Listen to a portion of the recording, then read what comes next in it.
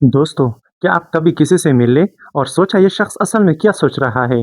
क्या आप चाहते हैं कि आप किसी को देखते ही जान लें कि वो झूठ बोल रहा है या सच?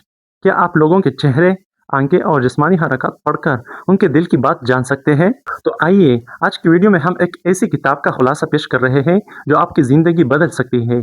ये किताब है read people like a book. इस वीडियो के आखिर तक आप सीखेंगे कि लोगों को कैसे पढ़ा जाए, उनके झूठ को कैसे पकड़ा जाए और उनकी बॉडी लैंग्वेज का राज कैसे जाना जाए। तो अभी बैठ जाइए और वीडियो को आखिर तक देखिए क्योंकि ये मालूमात आपको हर जगह काम आएगी। क्या यह हैरत अंगेज नहीं होगा कि आप किसी को सिर्फ एक नज़र देखिए और फौरन जान लें कि वो क्या सोच रहा है, क्या चाहता है और असल में है कौन।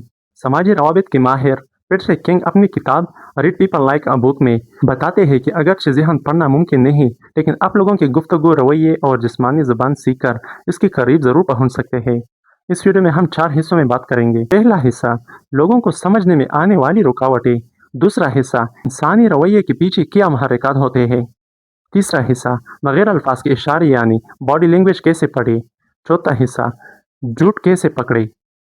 हिस्सा अव्वल, लोगों को पढ़ने में आने वाली रुकावटें। हम सब सोचते हैं कि किसी से मिल ले, चंद बातें किए और फैसला कर लिया, ये आदमी ऐसा है। लेकिन हकीकत ये है कि किसी दूसरे शख्स को समझना इतना आसान नहीं जितना लगता है। पेट्रिक किंग कहते हैं कि अक्सर लोगों को गलत निशानियों को देखकर गलत नतीजे निकाल लेते हैं। किंग के मुताबिक लोगों की पहली गलती ये है कि वो किसी के आम और मामूल के रवैये को समझे गैर इसके किसी एक अमल से नतीजा निकाल लेते हैं, जैसे कि जासूस टीवी शोज में करते हैं। वो किसी का रोजमर्रा का तर्ज अमल देखते हैं तो फिर तब जाकर कोई फैसला करते हैं। मिसाल के तौर पर, अगर आपका दोस्त अमूमन कम तवाना रहता है तो किसी चीज़ पर उसकी बेरुखी को लापरवाही मत समझे, ये बस इसका फितरी अंदाज हो सकता है। नाजरीन से सवाल, क्या आपने कभी किसी के बारे में जल्दी फैसला किया और बाद में पता चला कि आप गलत थे? नीचे कमेंट में बताइए। दूसरी बात, एक लम्हे पर इंहिसार करना। पेट्रिक किंग कहते हैं कि दूसरी गलती ये है कि लोग किसी एक लम्हे को देखकर पूरी शख्सियत का फैसला कर लेते हैं, नहीं बताना।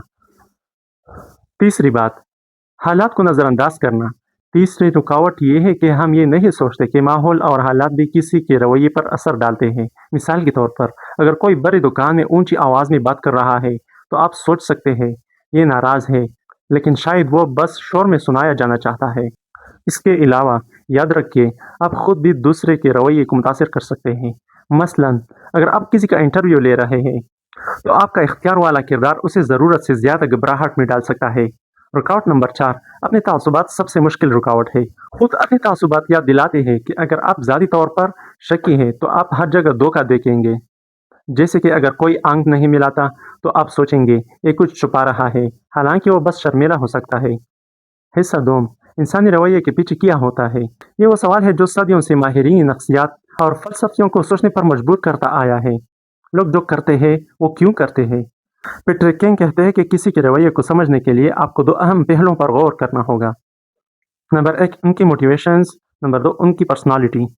पीटर किंग कहते हैं कि लाशऊरी ख्वाहिशात हमारे अंदर एक छुपा हुआ हिस्सा है जहां हमारी पोशीदा ख्वाहिशात रहती है। अदम तहफ़्फ़ुज़, नादीदा आरज़ुएं, नापसंदीदगियाँ, वो जज्बात जिनको हम खुद से भी छुपाते हैं। ये छुपी ख्वाहिशात कभी न कभी ज़ाहिर हो ही जाती हैं। मिसाल के तौर पर, जो शख्स हमेशा खुद अपना कारोबार शुरू करना चाहता था लेकिन ना कर सका, वो किसी दोस्त की कारोबारी कामयाबी को दिल से सराहने की बजाय कमतर दिखाने की कोशिश करेगा, ना इसलिए कि वो बुरा है बल्कि इसलिए कि दोस्त की कामयाबी इसकी अधूरी ख्वाहिश का दर्द झुका देती है। नंबर 3, ज़रूरियात का दर्जा। मेस्लोज़ हायरार्की ऑफ नीड्स। मेस्लोज़ की ज़रूरियात का पैमाना एक सीढ़ी की तरह है। दर्जा नंबर 1, खुराक, पानी, छत। दर्जा नंबर 2, तहफ़्फ़ुज़ और इस्तेहकाम। दर्जा नंबर 3, मोहब्बत और ताल्लुक़। दर्जा नंबर 4, इज़्ज़त और एहतराम। दर्जा नंबर 5, अपनी बेहतरीन सलाहियत का इजहार। किसी के रवैये को समझने के लिए पूछिए, ये शख्स इस वक्त सीढ़ी के किस पाए पर खड़ा है। Number 4, ego defence. हम सब चाहते हैं कि लोग हमें ज़हीन, काबिल और काबिल एहतराम समझे।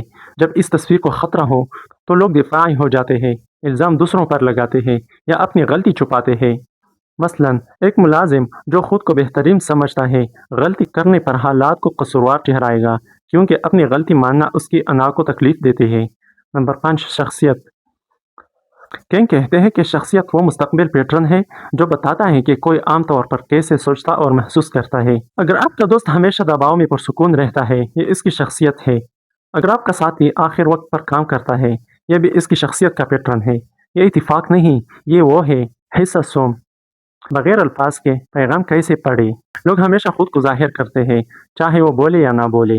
ان کی حرکات، چہرے کی تاثرات، لہجہ، یہاں تک کہ لباس بھی ایک کہانی سناتا ہے۔ کینگ کہتے ہیں کہ غیر زبانی اشارے ہمارے دماغ کے جذباتی حصے سے آتے ہیں، وہ حصہ جو جھوٹ نہیں بول سکتا۔ تناؤ کی علامات: جب کوئی بے چین ہو تو وہ خود کو سکون دینے والی حرکات کرتا ہے، جیسے گردن کو چھونا، کپڑوں سے کھیلنا، کسی کو کالر درست کرتے یا گلے کا ہار چھوتے دیکھ یہ ان کا جسم خود کو پرسکون کر رہا ہے۔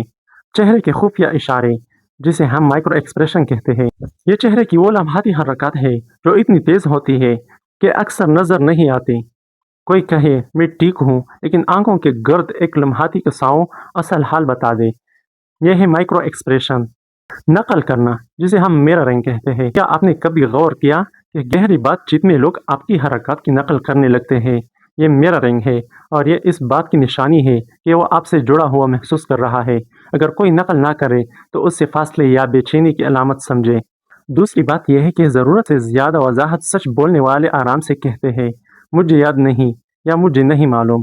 جھوٹے ہر خلا کو بھرنے کی کوشش کرتے ہیں، غیر ضروری تفصیلات سے کہانی کو مضبوط بنانے کی کوشش کرتے ہیں۔